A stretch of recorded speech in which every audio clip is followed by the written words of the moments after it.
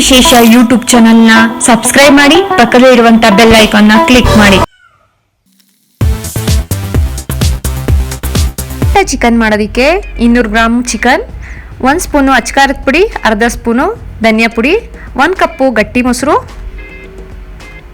ಅರ್ಧ ಸ್ಪೂನಷ್ಟು ಗರಂ ಮಸಾಲ, 1-2-3 ಚಿಟಿಕೆ ಅರಿಶಿನ, 1 ಸ್ಪೂನಷ್ಟು ಶುಂಠಿ ಬೆಳ್ಳುಳ್ಳಿ ಪೇಸ್ಟ್, 1 ಸ್ಪೂನು ಟೊಮೊಟೊ ಕೆಚಪ್, 1 ಸ್ಪೂನಷ್ಟು ನಿಂಬೆಹಣ್ಣು ರಸ, 2 ಸ್ಪೂನ್ ಎಣ್ಣೆ, ಸ್ವಲ್ಪ ಕೊತ್ತಂಬರಿ ಸೊಪ್ಪು, ಉಪ್ಪು. ಇಷ್ಟು ಪದಾರ್ಥ ಇದ್ದರೆ ಸಾಕು ಸ್ನೇಹಿತರೆ. ನಾವು ಚಿಕನ್ ಚಟ್ಪಟವನ್ನು ತುಂಬ ಚೆನ್ನಾಗಿ ಮಾಡ್ಕೋಬೋದು. ಇದಕ್ಕೀಗ ಚಿಕನ್ಗೆ ನಾನು ಸ್ವಲ್ಪ ಅರಿಶಿನದ ಪುಡಿ, ಸ್ವಲ್ಪ ಮೆಣಸಿನ್ಕಾಯಿ ಪುಡಿ ಮತ್ತು ಧನಿಯಾ ಪುಡಿನ ಹಾಕ್ಕೊಳ್ತಾ ಇದ್ದೀನಿ. ಖಾರ ನೋಡ್ಕೊಂಡು ಹಾಕ್ಕೊಳ್ಳಿ. ಸ್ವಲ್ಪ ಗರಂ ಮಸಾಲ ಒಂದು ಅರ್ಧ ಸ್ಪೂನಷ್ಟು ಆದರೆ ಸಾಕು. ಇದಕ್ಕೀಗ ಟೊಮೊಟೊ ಕೆಚಪ್,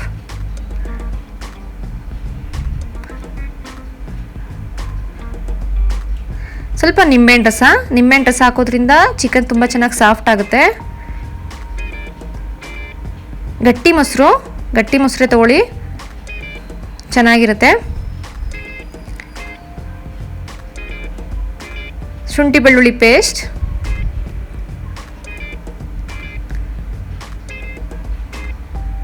ಸ್ವಲ್ಪ ಉಪ್ಪು, ರುಚಿ ನೋಡಿಕೊಂಡು ಉಪ್ಪನ್ನು ಹಾಕ್ಕೊಳ್ಳಿ. ಗರಂ ಮಸಾಲದಲ್ಲೂ ಆದಷ್ಟು ಉಪ್ಪಿರುತ್ತೆ ಸ್ವಲ್ಪ.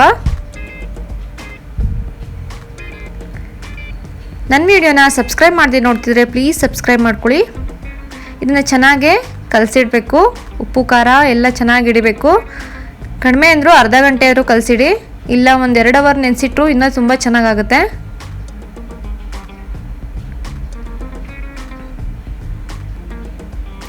ಅನ್ನ ಸಾಂಬಾರು ಜೊತೆಗೆ ನೆಂಚ್ಕೊಳ್ಳೋಕ್ಕೆ ತುಂಬ ಚೆನ್ನಾಗಿರುತ್ತೆ. ನೋಡಿ, ಅರ್ಧ ಗಂಟೆ ನೆನೆಸಿಟ್ಟಿದ್ದೆ, ತುಂಬ ಚೆನ್ನಾಗಿ ನೆಂದಿದೆ.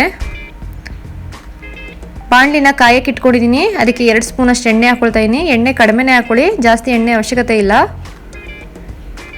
ನೆನೆಸಿಟ್ಟಿರುವಂಥ ಚಿಕನ್ನ ಹಾಕ್ಕೊಳ್ತಾ ಇದ್ದೀನಿ. ಎಣ್ಣೆ ಚೆನ್ನಾಗಿ ಕಾಯ್ದಿದೆ. ಆದಷ್ಟು ಊರಿನ ಸಿಮ್ಮಲ್ಲೇ ಇಟ್ಕೊಳ್ಳಿ. ಎಲ್ಲ ಚಿಕನ್ನು ಬಾಣಲಲ್ಲಿ ಹಾಕ್ಕೊಂಡು ನಿಧಾನವಾಗಿ 2 ಸೈಡು ಬೇಯಿಸ್ಕೋಬೇಕು.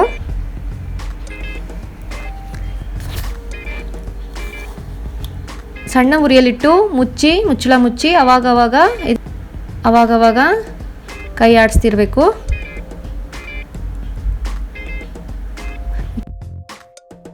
ಚೆನ್ನಾಗಿ ಆಗಿದೆ ನೋಡಿ. 2 ಕಡೆ ನಿಧಾನವಾಗಿ ಬೇಯಿಸ್ಕೊಂಡಿದ್ದೀನಿ. ತುಂಬ ಚೆನ್ನಾಗಿದೆ.